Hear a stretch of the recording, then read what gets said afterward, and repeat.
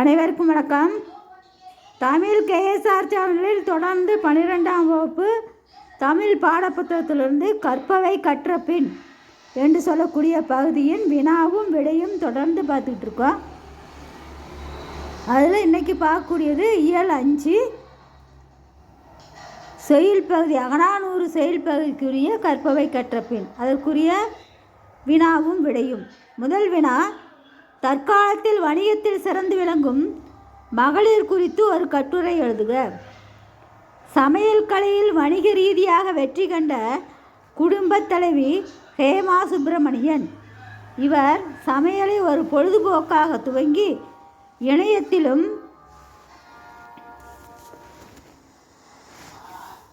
வணிக ரீதியிலும் வெற்றி கண்டவர்.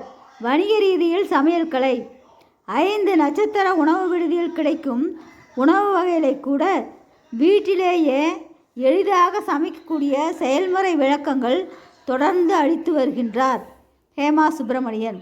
2008ஆம் ஆண்டில் சமையல் செய்முறை விளக்க காணொளி காட்சிகளில் தோன்ற ஆரம்பித்தார். சமூக வலைத்தளங்கள் வாயிலாக 1 மில்லியன் அளவுக்கு இவரை தொடர்பவர்கள் உள்ளனர். பிரவுனி என்று அழைக்கப்படும் கேக்கு வகைகளை மட்டுமே கடந்த 5 ஆண்டுகளாக விற்பனை செய்து வருகிறார். மகளிர் மேம்பாடு என்றாலே சமையல் துறையை தேர்ந்தெடுக்கக்கூடாது என்பது சிலர் மனநிலை பல்வேறு பெண்களுக்கு உள்ளதாக குறிப்பிடும் ஹேமா சுப்பிரமணியம், அதன் காரணமாக செப் என்று அழைக்கப்படும் சமையல் கலைஞர் துறையை தேர்ந்தெடுக்க பெண்கள் தயங்குவதாகவும் கூறுகிறார். முன்னேற்றம் காண்பதற்கு பிடித்த பொழுதுபோக்கையே தொழிலாக தேர்ந்தெடுப்பதுதான் புத்திசாலித்தனம் என்கிறார் ஹேமா சுப்பிரமணியம். அடுத்தது 2வது வினா, பழங்கால தொழில்கள் குறித்து கருத்தரங்க உரை உருவாக்குக. பழங்கால தொழில்கள். நாட்டில் மக்கள் தங்கள் வாழ்வாதாரத்திற்கு தொழில் மிகவும் இன்றியமையாததாக தொழிலானது அந்நாட்டின் சுற்றுப்புற சூழலுக்கும் தட்பவெப்ப நிலைக்கும் ஏற்றாற்போல அமைகின்றது. தமிழகத்தில் மழையை நம்பி நீர்ப்பாசனத்தை பெருக்கி விவசாயம் செய்கின்றனர். அன்றும் விவசாயம் செய்தனர். தமிழகத்தை சுற்றிலும் கடல் உள்ளதால் மீன் பிடித்தல் தொழில், முத்து குளித்தல் மற்றும் உப்பு விளைவிக்கும் தொழிலும் பண்டை காலம் முதல் இந்நாள் வரை நடைபெற்று வருகின்றன. மேற்கு மலை தொடரில் ஆனைமலைகள் சிறப்பானவை. இத்தொடர் முழுவதிலுமே காடுகள் அடர்ந்து செழித்து வளர்ந்துள்ளன.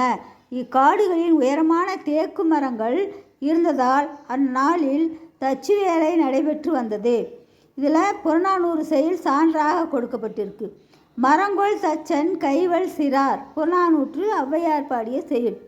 எந்தே செய்யும் தச்சன் புறநானூற்றில் 87.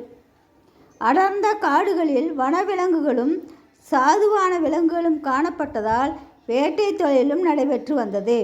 வேளாண் தொழிலுக்கும் வேட்டையாடுதலுக்கும் தச்சு வேலைக்கும் லோகத்திலான கருவிகள் தேவைப்பட்டதால் லோகத் தொழிலும் புல்வெளி காணப்பட்டதால் கால்நடை வளர்ப்பும் மிகுதியாக நடைபெற்று வந்தது. ஆக பழங்கால தொழில்கள் என்று முக்கியமாக கருதப்படுபவை 1 விவசாயம், 2 மீன் பிடித்தல், 3 உப்பு விளைத்தல், 4 முத்து குளித்தல், 5 தச்சு வேலை, 6 வேட்டையாடுதல், 7 உலோகத் தொழில், 8 கால்நடை வளர்ப்பு என்று சொல்லக்கூடிய பகுதி. இதற்குரிய தொழில் படங்களும் இதோடு உங்களுக்கு இணைத்து கொடுக்கப்படும். படங்களையும் பாருங்கள், வினா விடையும் பாருங்கள், படித்து பயனடையுங்கள். நன்றி, வணக்கம், வாழ்க வளமுடன்.